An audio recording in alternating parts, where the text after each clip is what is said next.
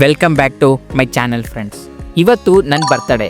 So ನಾನು ನನ್ನ ಬರ್ತಡೇಗೆ ಏನಾದರೂ ಸ್ಪೆಷಲ್ ಮಾಡಬೇಕು ಅಂತ ಡಿಸೈಡ್ ಮಾಡಿದ್ದು ಸ್ಕೈ ಡೈವಿಂಗ್. ಈ ವಿಡಿಯೋಲ್ಲಿ ನಾನು ನನ್ನ full travel journey, sky diving experience ಮತ್ತು ಕಂಪ್ಲೀಟ್ ಬಡ್ಜೆಟ್ ತಿಳಿಸ್ಕೊಡ್ತೀನಿ. ಈ ವಿಡಿಯೋನ ಎಂಡ್ವರೆಗೂ ನೋಡಿ. ನಾನು ನಿಮ್ಮ ಮಿಸ್ಟರ್ ಮ್ಯಾಪ್.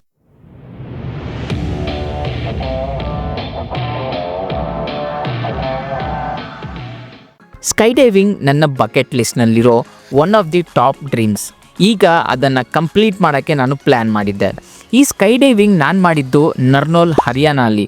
ಇದು one of the famous and safe place for sky diving in India. ಈ ಸ್ಕೈ ಡೈವಿಂಗ್ ಮಾಡೋಕ್ಕೆ ನಾನು ಫಸ್ಟ್ ಬ್ಯಾಂಗ್ಳೂರಿಂದ ಡೆಲ್ಲಿಗೆ ಫ್ಲೈಟಲ್ಲಿ ಹೊರಟಿದ್ದೆ. ನನ್ನ ಬರ್ತಡೇ ನಾಳೆ ಅಂದರೆ ನಾನು ಅದ್ರ ಹಿಂದಿನ ದಿನ ರಾತ್ರಿ 11 ಗಂಟೆಗೆ ಫ್ಲೈಟ್ ಬುಕ್ ಮಾಡ್ಕೊಂಡಿದ್ದೆ. ನನ್ನ ಬರ್ತಡೇನ ಫ್ಲೈಟಲ್ಲಿ ಸೆಲೆಬ್ರೇಟ್ ಮಾಡ್ಕೊಳ್ಳೋಣ ಅಂತ. ಇನ್ನೊಂದು ಸ್ಪೆಷಲ್ ಮೂಮೆಂಟ್ ಏನಂದರೆ, ನಾನು just before week most emotional movie Charlie ನೋಡಿದ್ದೆ. ಆ್ಯಂಡ್ ಅದೇ ಮೂವಿ ಹೀರೋ ರಕ್ಷಿತ್ ಶೆಟ್ಟಿ ನನ್ನ ಫ್ಲೈಟಲ್ಲೇ ಟ್ರಾವೆಲ್ ಮಾಡ್ತಿದ್ರು. ಅವ್ರ ಜೊತೆ ಸ್ವಲ್ಪ ಸೆಲ್ಫಿ ಆ್ಯಂಡ್ ಫೋಟೋಸ್ ತೊಗೊಂಡು ಅವ್ರ ಆಟೋಗ್ರಾಫ್ ಕೂಡ ತೊಗೊಂಡ್ವಿ. ನಮ್ಮ ವೈಫ್ ಮನೇಲಿ ಕೇಕ್ ಮಾಡ್ಕೊಂಡು ಬಂದಿದ್ದರು. ನಾನು ಶಾರ್ಪ್ 12 o'clockಗೆ ಫ್ಲೈಟಲ್ಲಿ ಕೇಕ್ ಕಟ್ ಮಾಡಿದೆ. ನನ್ನ ಲೈಫಲ್ಲಿ one of the most unique birthday moment.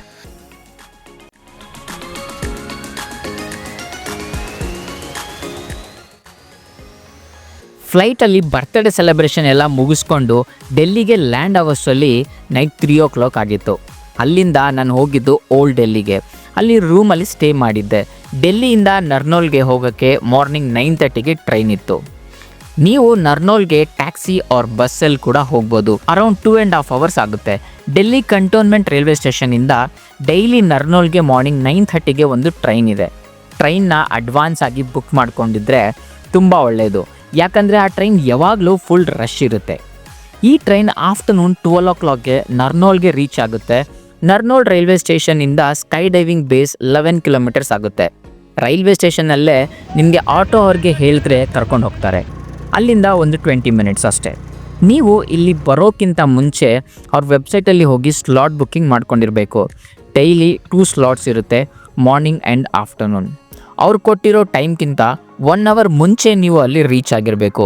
ಅಲ್ಲಿಗೆ ರೀಚ್ ಆದಮೇಲೆ ನಿಮ್ಮ ಹತ್ರ ಸ್ವಲ್ಪ ಡಾಕ್ಯುಮೆಂಟ್ಸ್ ಸೈನ್ ಮಾಡಿಸ್ಕೊತಾರೆ. ಆ್ಯಂಡ್ ಜಂಪ್ಗಿಂತ ಮುಂಚೆ ನಿಮಗೆ ಸ್ವಲ್ಪ ಟ್ರೈನಿಂಗ್ ಫುಟೇಜಸ್ ತೋರಿಸ್ತಾರೆ ಆ್ಯಂಡ್ ಪ್ರಾಕ್ಟಿಕಲ್ ಟ್ರೈನಿಂಗ್ ಕೂಡ ಕೊಡ್ತಾರೆ. ಇವಾಗ ನಾನು ಈ ಸ್ಕೈ ಡೈವಿಂಗ್ ಮಾಡೋಕ್ಕೆ ಇಂಪಾರ್ಟೆಂಟ್ ಪಾಯಿಂಟ್ಸ್ ಹೇಳ್ತೀನಿ. ಸೊ ಈ ಸ್ಕೈ ಡೈವಿಂಗ್ ಮಾಡೋಕ್ಕೆ ನಿಮ್ಮ ಏಜ್ ಲಿಮಿಟ್ 16 and above ಇರಬೇಕು. ನಿಮ್ಮ ವೆಯ್ಟ್ ಬಿಲೋ 90 kg ಇರಬೇಕು. And medical fitness certificate mandatory. ಇದನ್ನು ನೀವು ನಿಯರೆಸ್ಟ್ ಹಾಸ್ಪಿಟಲ್ಗೆ ಹೋಗಿ ತೊಗೋಬೋದು. ಇದು ಇಲ್ಲ ಅಂದರೆ ನಿಮಗೆ ಜಂಪ್ಗೆ ಅಲೋ ಮಾಡಲ್ಲ. ನೀವೇನಾದರೂ 90 kgಕ್ಕಿಂತ ಜಾಸ್ತಿ ವೆಯ್ಟ್ ಇದ್ದರೆ ನಿಮಗೆ instructor permission and advise basis ಮೇಲೆ ಜಂಪ್ಗೆ ಅಲೋ ಮಾಡ್ತಾರೆ. ಆ್ಯಂಡ್ ಎಬೋವ್ 90 kg ಇದ್ದರೆ per kg 300 rupees charge extra ಮಾಡ್ತಾರೆ. ಅವ್ರು ಕೊಟ್ಟಿರೋ ಸ್ಲಾಟ್ ಬಂದು ಜಂಪ್ ಟೈಮಲ್ಲ, ಅದು ಅರೈವಲ್ ಟೈಮ್. ನೀವು ಅಲ್ಲಿ ಹಾಫ್ ಡೇ ಪ್ಲ್ಯಾನ್ ಮಾಡಿಕೊಂಡೇ ಹೋಗಬೇಕು. ಪ್ರೊಸೀಜರ್ ಆ್ಯಂಡ್ ಜಂಪ್ ಟೈಮ್ ಎಲ್ಲ ಸೇರಿ ಆಲ್ಮೋಸ್ಟ್ 3 to 4 hours ಆಗುತ್ತೆ. ನೀವು ಜಂಪ್ ಬುಕ್ ಮಾಡಿ ಆದಮೇಲೆ ಅದು ಕ್ಯಾನ್ಸಲ್ ಆಗೋ ಚಾನ್ಸಸ್ ಇರುತ್ತೆ based on the weather condition, air traffic controls restrictions or operational ಇಶ್ಯೂಸಿಂದ. ನೀವು ಬುಕ್ ಮಾಡಿರೋ ಡೇಯಲ್ಲಿ ಏನಾದರೂ ವೆದರ್ ಸರಿ ಹೋಗಿಲ್ಲ ಅಂದರೆ ಜಂಪ್ನ ನೆಕ್ಸ್ಟ್ ಡೇ ಶೆಡ್ಯೂಲ್ ಮಾಡೋ ಚಾನ್ಸಸ್ ಇರುತ್ತೆ. ಈ ಜಂಪ್ಗೆ ನೀವು ಕಂಫರ್ಟಬಲ್ ಕ್ಲಾತ್ಸ್ ಹಾಕೊಂಡು ಹೋಗಬೇಕು, like round neck T shirt, track pants and laced sport shoes compulsory. ನೀವು ಬೂಟ್ಸ್ ಆ್ಯಂಡ್ ಕಾಲೇಜ್ ಶರ್ಟ್ಸ್ ಏನಾದರೂ ಹಾಕ್ಕೊಂಡು ಹೋದರೆ ಅದನ್ನ ಅಲೋ ಮಾಡಲ್ಲ. ನೀವು ಹಾಕ್ಕೊಂಡಿರೋ ಅಸೆಸರೀಸ್ ಲೈಕ್ ವಾಚ್, ಜ್ಯುವೆಲ್ಲರಿ ಅದನ್ನೂ ಅಲೋ ಮಾಡಲ್ಲ. ನಿಮಗೆ ಫ್ಲೈ ಮಾಡೋಕ್ಕೆ ಅವರೇ ಐ ಗ್ಲಾಸಸ್ ಕೂಡ ಕೊಡ್ತಾರೆ. ನೀವು ಜಂಪ್ಗೆ ಪ್ರಿಪೇರ್ ಆದಮೇಲೆ ನಿಮ್ಮನ್ನ ಸ್ಮಾಲ್ ಪ್ಲೇನಲ್ಲಿ 10,000 feet ಹೈಟಲ್ಲಿ ಕರ್ಕೊಂಡೋಗಿ ಅಲ್ಲಿಂದ ಜಂಪ್ ಮಾಡಿಸ್ತಾರೆ. ಇದಕ್ಕೆ ಟ್ಯಾಂಡಮ್ ಜಂಪ್ ಅಂತ ಕರೀತಾರೆ. ನೀವು ಇಲ್ಲಿ ಸೋಲೋ ಜಂಪ್ ಕೋರ್ಸಸ್ಗೂ ಜಾಯ್ನ್ ಆಗ್ಬೋದು. ಅದಕ್ಕೆ ನೀವು ಫಸ್ಟ್ ಟ್ಯಾಂಡಮ್ ಜಂಪ್ ಮಾಡಲೇಬೇಕು, ಅದು ಮ್ಯಾಂಡೇಟ್ರಿ. ಜಂಪ್ ಮಾಡಿ ಆದಮೇಲೆ ಅದನ್ನ ಫ್ರೀ ಫಾಲ್ ಮೂಮೆಂಟ್ ಅಂತ ಕರೀತಾರೆ. ಅಂದರೆ ನೀವು 20 to 25 seconds 220 km/h ಸ್ಪೀಡಲ್ಲಿ ಕೆಳಗಡೆ ಬರ್ತಿರ್ತೀರಾ. ಆ್ಯಂಡ್ ಪ್ಯಾರಾಶೂಟ್ ಆವಾಗ ಓಪನ್ ಆಗಿರಲ್ಲ. ನೀವು 5,000 feet ರೀಚ್ ಆದಾಗ ನಿಮ್ಮ ಪ್ಯಾರಾಶೂಟ್ ಓಪನ್ ಮಾಡ್ತಾರೆ. ಅಲ್ಲಿಂದ ಗ್ಲೈಡ್ ಮಾಡಿಕೊಂಡು ಆಲ್ಮೋಸ್ಟ್ 5 minutesಲ್ಲಿ ಕೆಳಗಡೆ ನೀವು ಬಂದು ಲ್ಯಾಂಡ್ ಆಗ್ತೀರಾ. ಇಲ್ಲಿ ಒಂದು ಜಂಪ್ಗೆ 30,000 ಚಾರ್ಜ್ ಆಗುತ್ತೆ ಪ್ಲಸ್ ಟ್ಯಾಕ್ಸಸ್. ಅರೌಂಡ್ 36,000 ಟೋಟಲ್ ಆಗುತ್ತೆ ನಿಮಗೆ ಬರೀ ಜಂಪ್ ಕಾಸ್ಟ್ ಮಾತ್ರ, including edited 3 minutes video and 30 photos. Video recording 2 types ಇರುತ್ತೆ. ಒಂದು ಹ್ಯಾಂಡ್ ಕ್ಯಾಮ್, ಅಂದರೆ ಇನ್ಸ್ಟ್ರಕ್ಟರ್ ಹ್ಯಾಂಡಲ್ಲಿರೋ ಗೋಪ್ರೋ ಅಲ್ಲಿ ರೆಕಾರ್ಡ್ ಮಾಡ್ತಾರೆ. ಆ್ಯಂಡ್ ಪ್ರೋ ಕ್ಯಾಮ್ರಾ ಫ್ಲೈಯರ್ ಬೇಕು ಅಂದರೆ 8,000 ಎಕ್ಸ್ಟ್ರಾ ಕಾಸ್ಟ್ ಆಗುತ್ತೆ. ಅಂದರೆ ನಿಮ್ಮ ಜಂಪ್ನ ಬೇರೆ ಡೈವರ್ ರೆಕಾರ್ಡ್ ಮಾಡ್ತಾರೆ. ನಿಮಗೇನಾದರೂ ರಾ ವೀಡಿಯೋಸ್ ಬೇಕು ಅಂದರೆ 2,000 ರುಪೀಸ್ ಎಕ್ಸ್ಟ್ರಾ ಪೇ ಮಾಡಿ ನಿಮ್ಮ ವೀಡಿಯೋಸ್ನ ಕಲೆಕ್ಟ್ ಮಾಡ್ಕೋಬೋದು. ನೀವು ಜಂಪ್ ಆದಮೇಲೆ ನಿಮಗೆ ಫುಟೇಜಸ್ ವಿತಿನ್ 24 ಅವರ್ಸ್ ನಿಮ್ಮ ಜಿಮೇಲ್ ಡ್ರೈವ್ಗೆ ಶೇರ್ ಮಾಡ್ತಾರೆ. ಈ ಜಂಪ್ ಆದಮೇಲೆ ಅಂತೂ ನನಗೆ ಸಖತ್ ಖುಷಿ ಆಯಿತು. ಅವರೇ ಕೇಕ್ ತರಿಸಿ ನನ್ನ ಬರ್ತ್ಡೇ ಕೂಡ ಸೆಲೆಬ್ರೇಟ್ ಮಾಡಿದ್ರು. ಇವಾಗ Bangalore to Narnaul with sky diving budget per person ನೋಡೋದಾದರೆ flights up and down approx 18 to 20K ಆಗುತ್ತೆ.